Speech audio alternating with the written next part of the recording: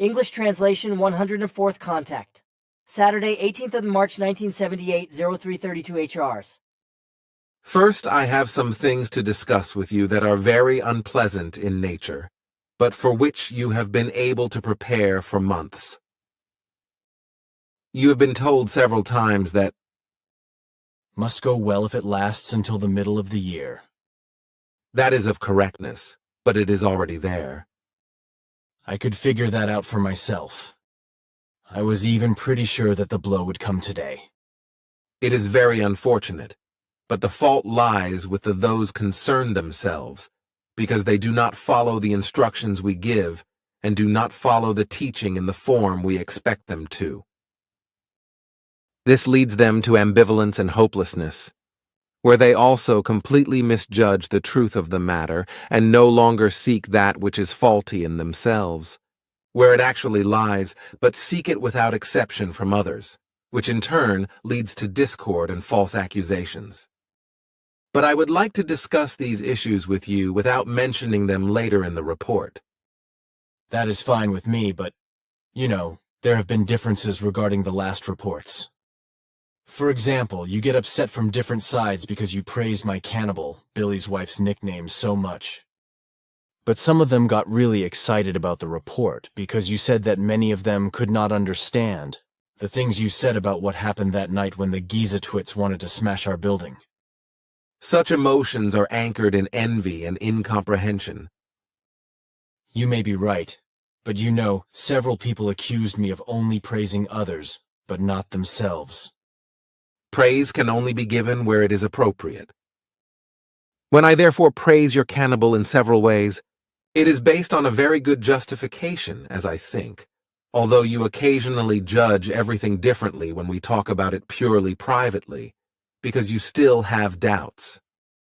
And as it must be, I praise her another time, for her achievements outstrip those of all others, and no one deserves such praise as she does. Her progress in every form exceeds our wildest expectations, and accordingly she shall be rewarded by my praise. But those who are therefore displeased with her are very far behind her, and according to your language, are not able to give her cold water. There is no excuse for the action of such a resentment, nor is there any excuse for the fact that thoughts reign over previous events, which are still very awake in some, and should be the reason why these previous events are not forgotten. In recent months, your wife has made progress that no longer justifies remembering old, negative events in such a form that they are considered unforgiving. But anyone who still sticks to these memories of all negative events, with the excuse that these things cannot be forgotten so quickly, is very timid, unknowledgeable, and inhibited to progress. These persons take the right, which is not theirs, to live only for themselves and to make mistakes.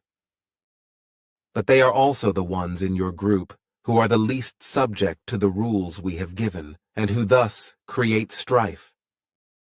There is evil dissatisfaction in them with themselves and with all outsiders.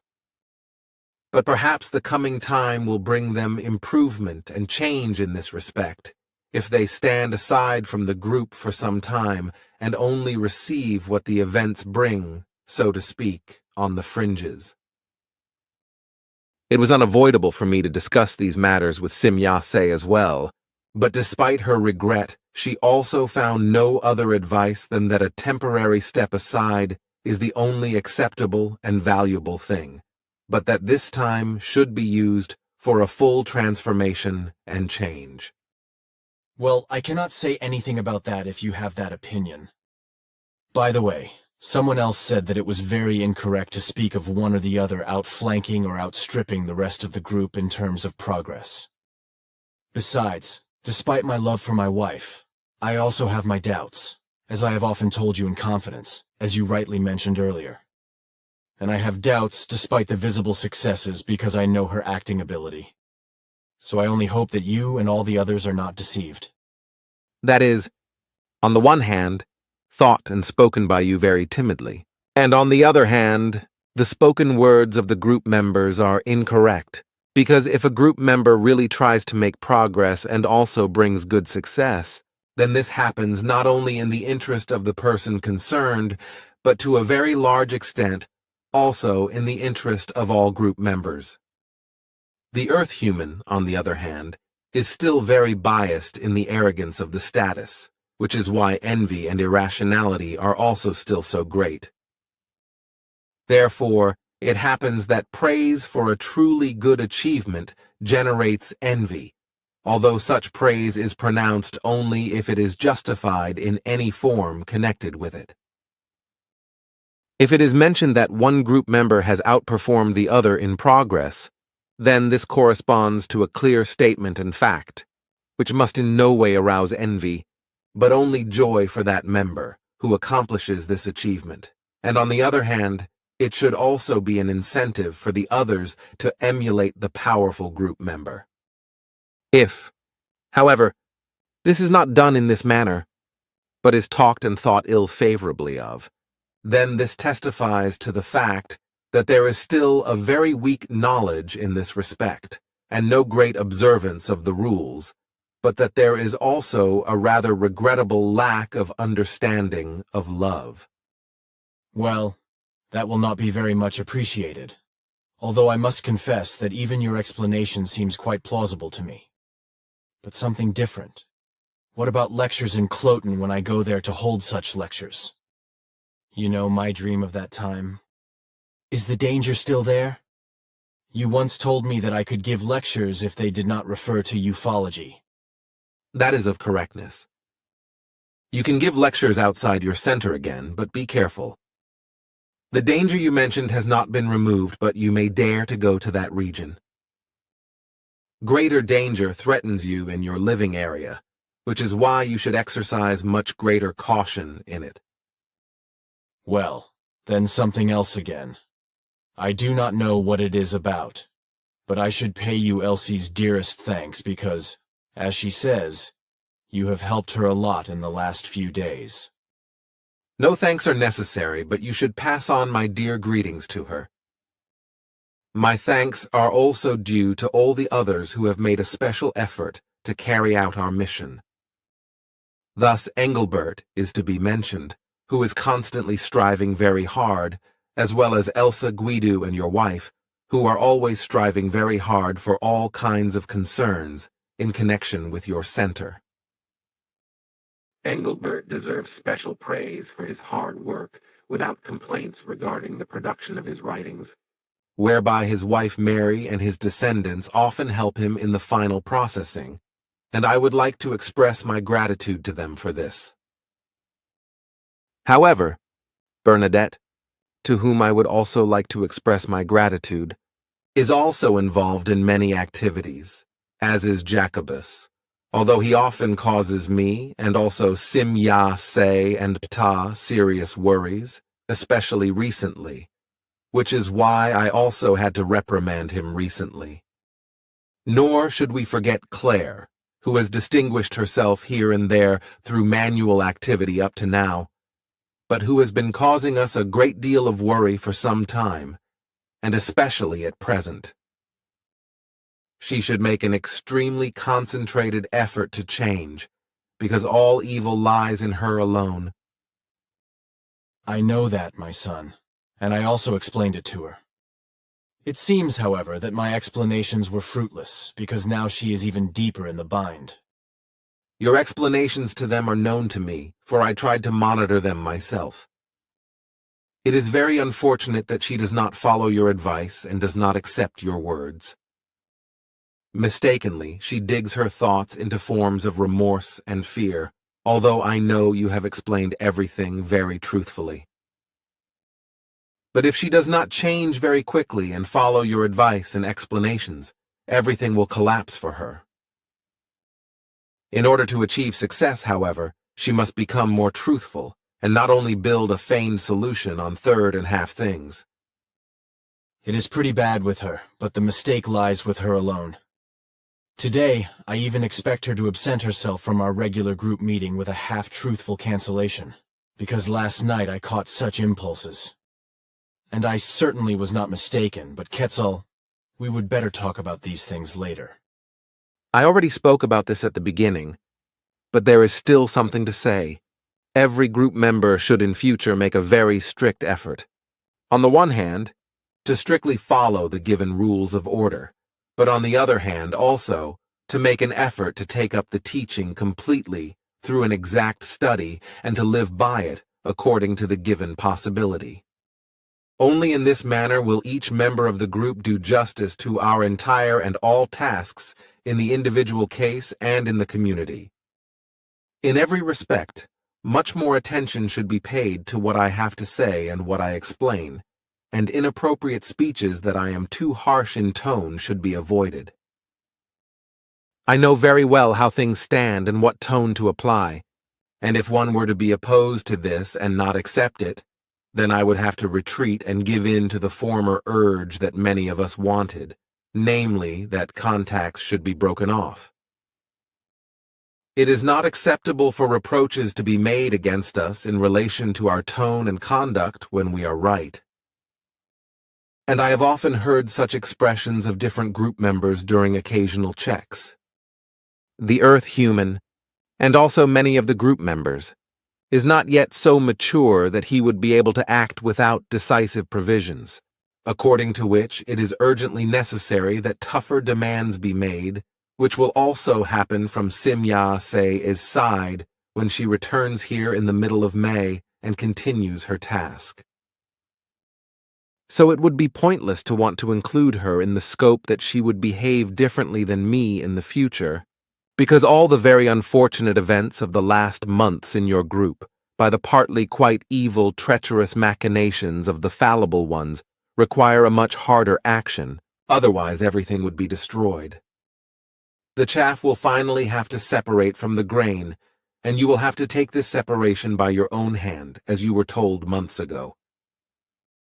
And the one who does not strive in a good and authoritative manner for teaching and rule observance not only endangers the existence of the group, but also our entire and common mission, which is why it is no longer acceptable for them, the treacherous, fallible ones, to stay longer in the group. But on the other hand, those fallible ones determine this for themselves, who do not strive for everything in an honest manner but only make demands, are treacherous and believe themselves to be privileged, which this is why they exclude themselves from our entire community and thus destroy their entire future for very many incarnations to come. For what is given to them by the center will not be given to them another time. Any member that departs maliciously, treacherously, and slanderously from the group in the final sense for more than 8 months shall not find any way back in this life in the future, for they may under no circumstances be accepted into the group, either now or in the present future.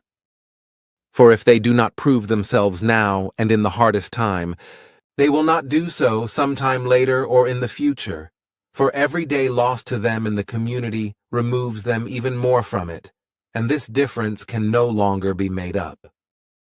This also applies to those who maliciously want to stand aside for a certain time in the future, so that after a period of 8 months, if they do not return to the group permanently, and from then on and following all the rules, they may not be taken back into the group again. This does not mean that their swinging wave quanta will be erased in the Sohar Center, but it does mean that they cannot be given any more opportunity to ever make up missed swinging wave deposits in the present or in the future. Anyone who is so subject to that of the material realm and his or her own character weaknesses, etc., that he or she does not want to fully and completely commit themselves to the good cause at the present time will not be able to do so in the future either. It is very regrettable to have to state this, but an overview of the very disadvantageous changes in the last few years in some people has shown this. Time is pressing more and more, and no consideration should be given to it in the future. Anyone who does not finally concern themselves with an effort to fit into the given rules of order and to use the given doctrine to the best extent in their studies cannot be given any further assistance, So it would be better for them to say, in Emmanuel's words, that a millstone will be hung around their necks and they will sink into the floods of the sea. It must therefore be the case in the future that the members of the group will become one, that the time has finally come when the chaff separates from the grain. Whoever is therefore the grain will in future make a decisive effort to deal with all matters without contradiction. Otherwise, a departure from the group is inevitable. Only thus can the fulfillment of following the rules and fulfilling all our missions come about. But this means that a meeting of all group members takes place as in the earlier time, as it was given in the first mission time. Considering the present situation, this cannot happen in exactly the same framework as at that time. That is understandable to us. But it should and must be in such a form that each group member appears in the center more often, and as far as possible, without untruthful evasions, in order to thus guarantee the unity of belonging together. For various group members, it is given that they could come to the center more often than they do. It is solely up to their sense of responsibility towards our common mission whether they want to take the trouble or not, without untruthful excuses. This sense of responsibility is peculiar to only a few, who should also be named here. So Guido, Engelbert, Elsa, and Maria. But all the others, except those who reside in the center, regularly invent excuses not to have to appear at the center and then feel disadvantaged and notice that they have lost the union with all the others, thereby building up offended emotions and becoming convinced that the others are to blame for it, although the fault lies solely and exclusively with them, the fallible ones themselves, without exception. In the future, I will be forced to give orders myself for work to be done, such as manual work and lectures, etc., and I will assign the work to certain members of the group myself, always according to their ability and mastery of the activity in question. You shall therefore draw up for me from time to time an activity plan on the work to be carried out, after which I shall give instructions as to who shall carry it out. For if it is finally to go ahead without greater obstacles in every respect, then no other way remains open.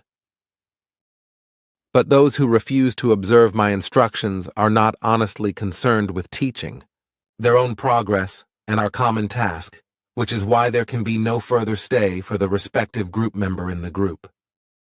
For it is in no form a matter of only making profit out of everything. However, no relevant contribution of one's own is made. Those who are aware of their full responsibility in every respect, and unfortunately these are only a few, first and foremost, Elsa, Engelbert, and Guido, followed by your wife, Maria, Jacobus, and Bernadette. With Marcel, there are still various family matters to clear up, but also with Claire. With the others, the sense of responsibility is very deep, but so is the sense of togetherness. I am very sorry about the whole thing, but it turned out that no advice is successful, and I therefore have to take over the necessary instructions.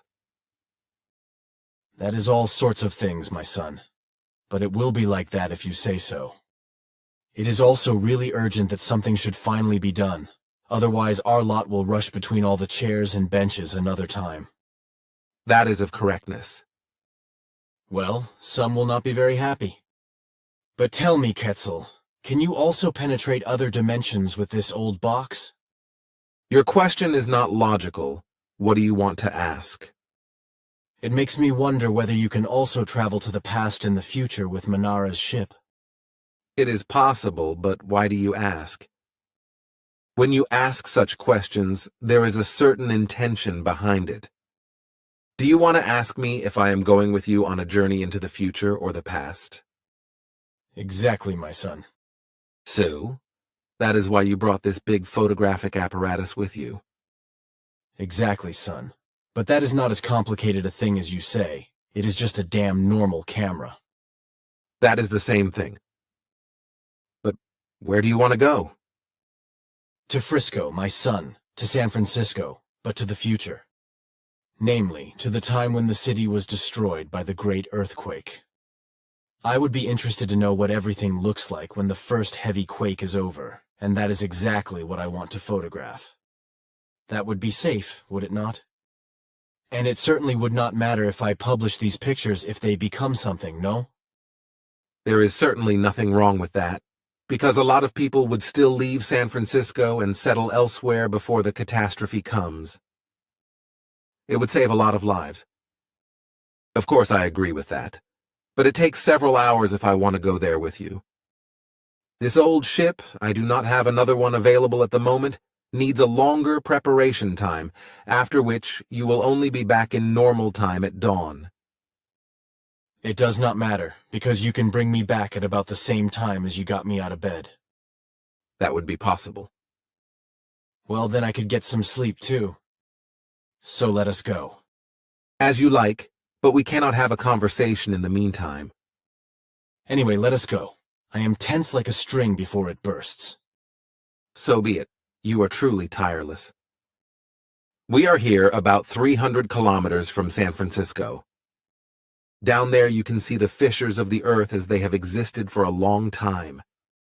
What you see are expansions of the so-called San Andreas Fault, which has bulged up to the Earth's surface. Can I photograph that? There is nothing wrong with that, except that you could also put it on film at your present time in 1978, because the changes are extremely small and hardly noticeable on the photos. Nevertheless, I would like to photograph it. Then do it. Come here. Look. Here this floor hatch, as you can see, after the plate has been pushed aside, it releases this very finely dotted viewing plate, through which you can look directly outside. You can photograph through it. I do, Quetzal, but you know that when I take pictures in the ship, they are always very blurred afterwards. Is there no other possibility? Do you know that I might be able to get off? You have the best overview from above, here from the ship.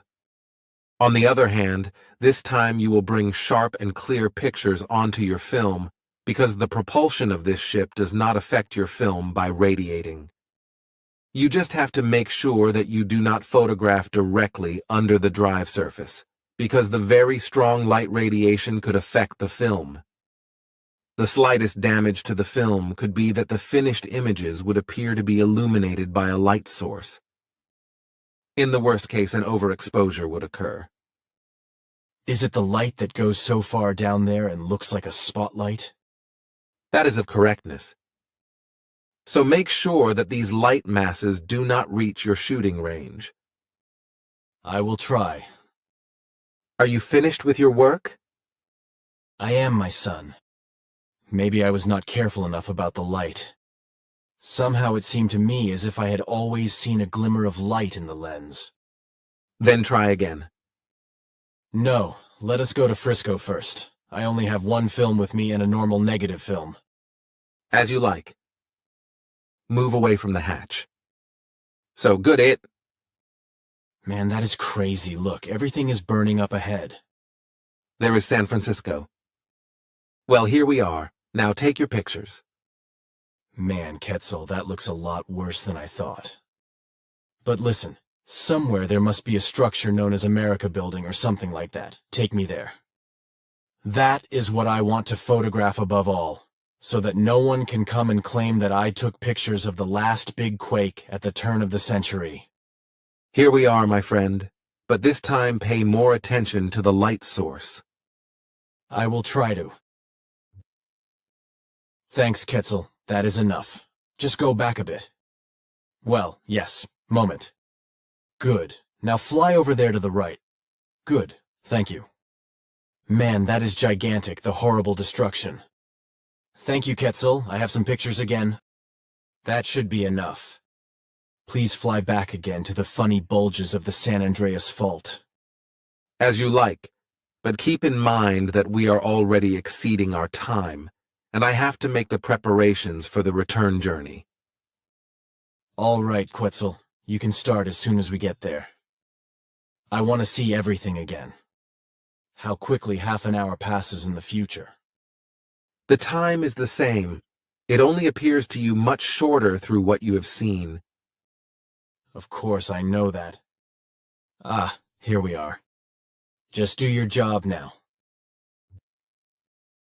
So, my friend, here we are again. We are here about 30 minutes earlier than you left your warm bed. Then we can use the rest of the time to discuss those issues you wanted to keep secret. That was also my intention. Well, then I have 2 or 3 questions before. First, about Coney. What about his times in the center? My calculations gave him very extraordinary data, according to which he had to follow every second day for 2 months for the duration of 3 hours and 58 minutes of the power release.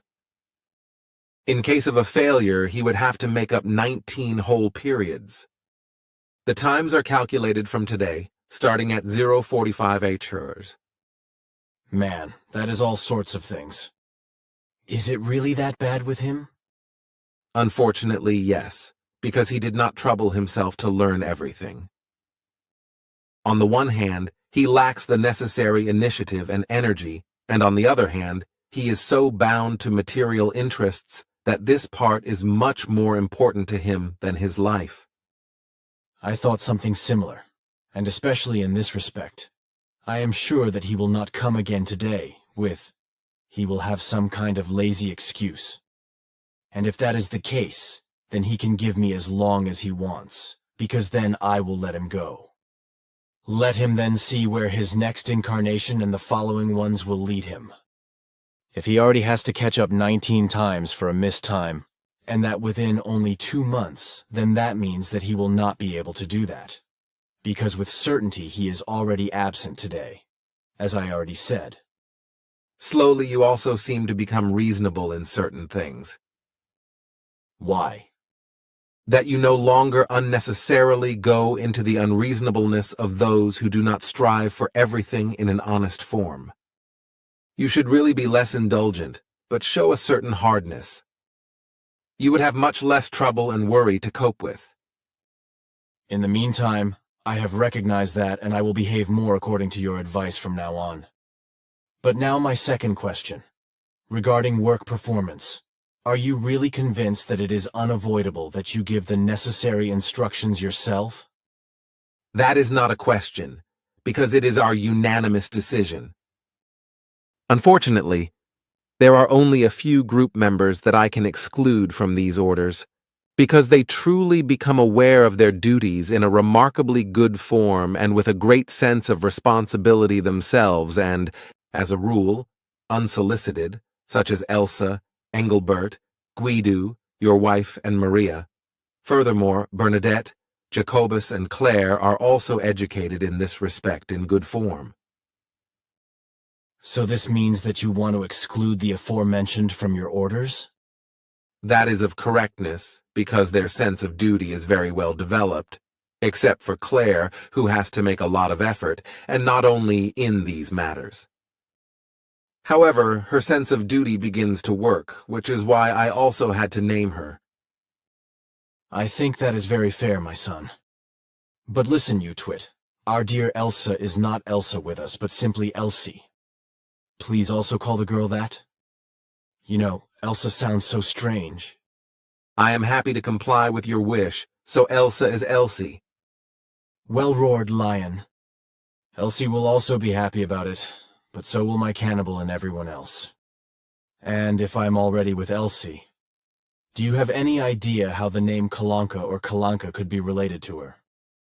You ask me about things you should explore yourself. I did, because otherwise I would not know that name. I do not understand. Is that really not understandable? I just told you 2 names, and I figured them out myself. Oh, of course. You confused me. The name Kalanka is correct. About 2,000 years ago, this was a nickname for the personality of Elsie at that time. This is an old Russian Greek name, and it is not pronounced with the written K, but with the letter G. This nickname was given to her because the family of her father was called Kalanka. Her own name at that time was Magdalena Elizabeth Maria. I know that, thank you, but you confirmed it to me anyway. You know, I should have been doing research on everyone's earlier data for a long time, but I just have not found the time yet. By the middle of this year, you should nevertheless manage it. But you are running out of time, so I will help you. Therefore, make sure that you have the necessary life data from all group members by the 3rd of April, then I will assist you. And if I do not have this data, by which you mean the curriculums, by the 3rd of April, then what? But of those who have no data by that date, no research will be done, with no exceptions. We must finally be consistent in all things. Quetzal, is that your last word? No doubt. But now hear what I have to say to you. Here, Quetzal gives explanations that Olgi and Margaret will leave the group soon. However, Claire and Marcel will also leave. I really expected that, Quetzal. I remember very well that you, Simya Se, and also Ptah told me that it would have to go well if it was to be mid-1978 before it happened. You said that already, but go now and sleep for a few more hours. Goodbye, my friend. And before I go, I would like to send very dear greetings in loving solidarity from Simya Se and Ptah to all group members, whereby also the fallible ones shall be included. Thank you, Quetzal. Thank you very much. Take care now, and let us not wait so long for you again. We will see. Goodbye, and do not worry too much about what is coming, not even about those of this evening, because despite everything, this currently very regrettable matter will still result in good fortune. Bye, my friend. You are a damn nice guy. Especially pay my dear greetings and wishes to your cannibal. She was very brave and did a wonderful job. And what I still want to say, I also greet Elsie and Bernadette lovingly, and I thank them, whereby especially Elsie very well knows for what. But Engelbert and Jacobus should not be forgotten either, nor Mary, who stood by you that night as— Man, shut up. So you have said that right again. But what do you actually say to that, huh? It is very remarkable how you are constantly working day and night, seemingly without getting tired. Is that all? That is all I have to explain. You just accept it? Why should I not? You have done a job that serves all our missions, and it was your only solution. Quetzal, you are just a piece of gold. But why do you actually know about this not exactly easy work? Engelbert did not keep his thoughts under control, which is why I was able to register them. He thought too much about me. Okay, then everything is clear. Nevertheless, you should only work so hard in emergencies. These are absolute exceptions in this crazy form. Engelbert was completely exhausted after work and soaked with sweat. That is how he worked. This is also understandable. I myself would not be able to do such a hard job, which is why I would use my equipment. You easily say that. But we still have to use quite primitive tools. But now take care, I am dog-tired. Goodbye, my friend. Enjoy a restful sleep. The San Francisco earthquake photos by Wendell C. Stevens. The mysterious time photos of the future destruction of San Francisco in a great earthquake have always been highly controversial. That is, Lee Elders, myself and Britt Nielsen, were at the farm in Schmidruti one evening in 1978, when Mr. Meyer mentioned time travel and a trip he had taken with the Pleiadians to view the great San Francisco earthquake predicted for the future, which he said he had been allowed to photograph with his own camera. We of course insisted on seeing the photographs, and continued to do so until Meyer left the room and came back with one of those Photoshop store return envelopes in his hand. It contained the pictures still in it, together with the negatives. He had taken these pictures on negative film, in contrast to his earlier photographing of the spacecraft on ASA 100 positive slide transparency film. He opened the envelope and spread out 11 color prints on the kitchen table there. He said that they were pictures of the future San Francisco quake. Then he passed them around the table one by one to all of us to examine. There were at least 9 to 10 people sitting around that table at that time, which included his wife Calliope, Engelbert, and his wife Maria, Jacobus, Bernadette, and a couple more whose names I do not remember. I carefully studied each picture as they came to me, trying to recognize familiar landmarks and buildings, and any prominent new structures I had never seen before. I looked carefully at cars shown in the streets below for style, and any configurations not familiar at the time. I did see smaller cars with smoothly rounded corners and no external projections, and some of these had half glass and others full glass cabin tops, making them look more like bugs than boxy cars. I saw the World Trade Center building cracked through its steep pyramidal shape from upper right to lower left, from the viewer's angle, and another big rectangular building with higher rectangular towers on either end, collapsing in the middle and taking the 2 towers down with it. There was shooting flame, black and light smoke, and water and gas spewing from broken pipes, and there was a lot of dust roiling out from the collapsing rectangular building. We passed the pictures around a second time, and we all studied them again, and then Mr. Meyer collected them up, put them back in the envelope, and took the envelope back out of the kitchen once more. We were all in shock at what we had just seen, and discussed it only briefly before that meeting broke up, and all went to bed for the night. A few days after that, Meyer was summoned to a new contact and was asked to bring the photographs with him, which he did. The visitors wanted to have their scientists look at the pictures too, and they took the negatives and prints with them. When Meyer tried to get the pictures back, he was rebuked for showing them to us without their approval, and against their instructions not to do so until after the event. Those pictures have never been returned to him.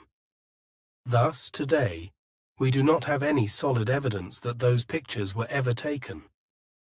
A year later, on another trip to Switzerland, our attention was called to an article in a copy of the European edition of Geo magazine, which carried a painting of the future destruction of San Francisco that was remarkably similar to one of Meyer's photographs, the one showing the steep pyramidal World Trade Center building coming down.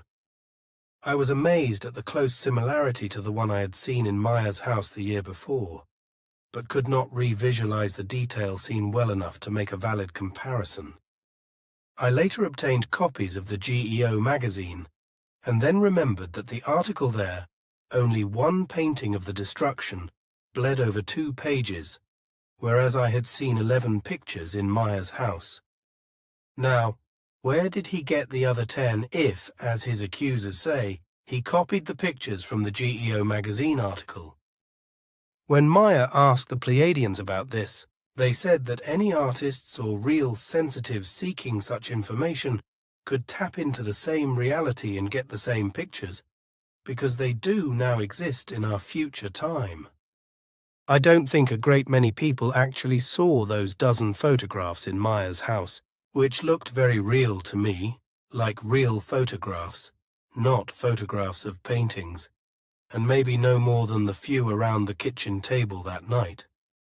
All others would very likely come to the conclusion that those pictures were one and the same. But there are at least 10 people who do know otherwise, and I am one of these. Mr. Meyer sincerely believes that he took a trip in time during this contact, but this was not the first, and so he was not entirely unfamiliar with the phenomenon of time travel. There are 2 schools of thought concerning this exotic condition. One is that time is a structured, inflexible, linear phenomenon that cannot be altered or changed. Those will choose to believe that if this is not an outright falsification, then it is at best a manipulated condition like the virtual realities we are just beginning to experiment with, or that it is a very real projection from stored memory using quite sophisticated 3D viewing systems.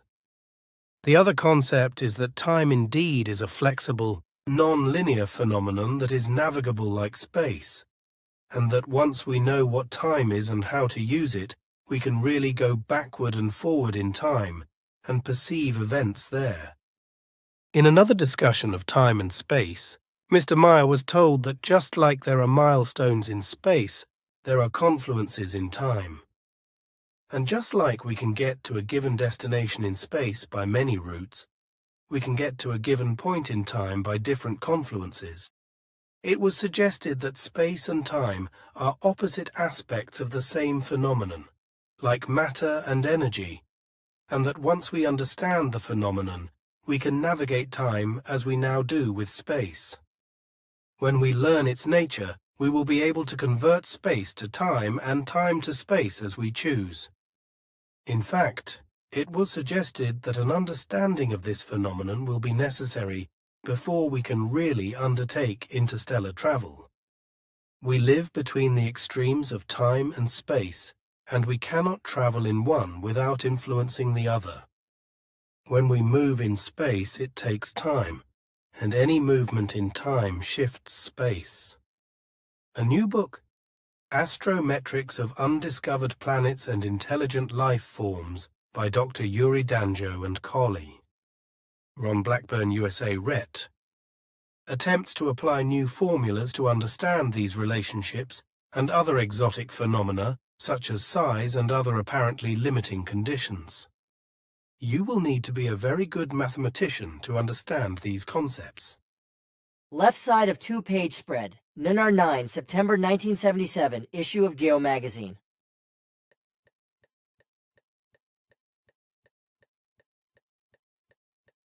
Right side of two-page spread. NNR 9, September 1977, issue of Geo magazine.